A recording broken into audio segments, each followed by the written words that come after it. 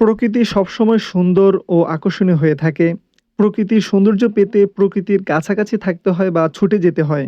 বাংলাদেশ যেন প্রকৃতির এক অপূর্ব সৌন্দর্যের লীলাভূমি।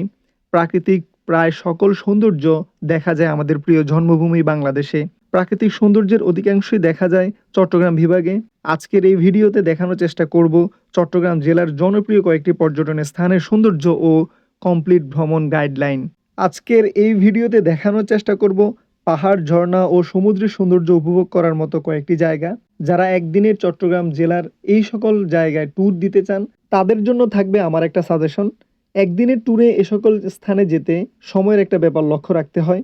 কারণ পাহাড়, ঝর্ণায় যেতে সময়ের প্রয়োজন। তাই ২টি বা ৩টি প্লেসে গেলেই সময় ফুরিয়ে যায়।